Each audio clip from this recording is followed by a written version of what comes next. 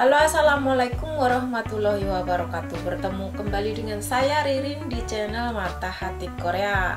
Nah, kali ini saya mau memberitahukan yang berhubungan dengan pengalaman saya ya seminggu yang lalu karena saya terkena Corona Omicron ya. Nah, sesuai pengalaman dan aturan kesehatan di Korea, sejak tanggal 14 Maret Puskesmas tidak menerima PCR ya, kecuali ada surat bila salah satu orang yang tinggal bersama terkena corona dengan memberikan SMS yang diterima dari teman atau keluarga yang tinggal bersama. Nah, kalau keluarga itu plus surat kartu keluarga ya, surat kakak atau 가족 관계 증명서 kalau dalam bahasa Koreanya. Nah, gejala pertama yang saya alami adalah sakitnya itu pada tenggorokan ya selama beberapa hari ya, paling enggak ya ada seminggu lebih ya sebenarnya. Tapi saya periksakan tes corona di IB Inhuqa atau klinik THT, hasilnya itu negatif dan dari situ saya dikasih obat sakit tenggorokan saja sampai saya 2 kali periksa ke 2 tempat ya yang berbeda. Nah, setelah itu saya minum obatnya yang dari klinik tadi dan sudah agak sembuh ya sebenarnya, tapi saya curiga jangan-jangan saya kena Omicron gitu. Maka selang 2-3 hari itu setelah tes pertama saya lakukan tes corona lagi di klinik yang sama itu. Dari situ cuma nunggu 10 menit ya, jadi hasilnya keluar langsung. Nah, hasilnya apa? Positif. Nah, di situ kalau misalkan tadi negatif terus menjadi positif itu karena ada masa inkubasinya gitu. Saya curiga karena masa inkubasinya itu paling tidak 2-3 hari baru kelihatan positif gitu. Jadi saya periksa lagi setelah saya mendapatkan hasil negatif terus ke positif tadi gitu. Di situ saya dikasih resep dokter dan nebus di apotek ya. Kalau resep dokter sama tes corona itu bayar. Cuman kalau untuk nebus obatnya di apotek itu gratis gitu. Jadi aturan baru lagi ya ini, sejak tanggal 14 bila kalian mempunyai gejala corona seperti misalkan ya sakit tenggorokan, batuk atau mungkin muntah atau mencret atau mungkin panas lebih dari 37,34 ke atas itu kan panas ya, agak sedikit panas gitu. Nah, silahkan tes corona antigen ke klinik THT atau klinik yang ditunjuk oleh pemerintahan Korea.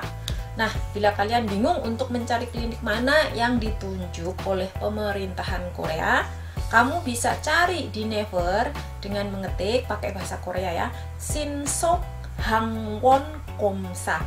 Nah, maka keluarlah klinik yang paling dekat di tempat kalian tinggal gitu, posisi kalian misalkan di A, jadi di tempat tinggal sekitar situ ada klinik yang ditunjuk oleh pemerintah Korea gitu. Nah, setelah tes corona antigen itu keluar dan hasilnya itu positif ya, di situ sudah saya bilang tadi minta cuma nunggu 10 menit ya, terus minta surat hasil tes positif atau yang biasa dipakai dalam bahasa Korea seperti ini ya, Sokyonso seperti ini. Nah, surat Sokyonso ini bermanfaat untuk kalian bila untuk bermanfaatnya untuk melampirkan sewaktu mendaftarkan bantuan dari pemerintah ya, yang dulunya 240.000 sekarang dari yang kena sejak tanggal 16 ke atas cuma 100.000 won. Nah, lumayan kan, bisa dapat kodeng. Nah, setelah dari rumah sakit atau klinik tadi,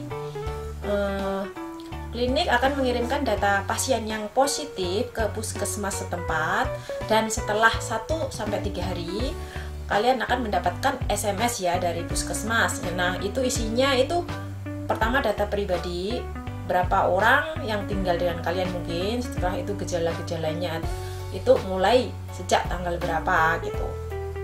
Dan SMS yang kedua itu masa karantina biasanya. Masa karantina itu di situ akan disebutkan dari kapan sampai kapan, biasanya 7 hari ya.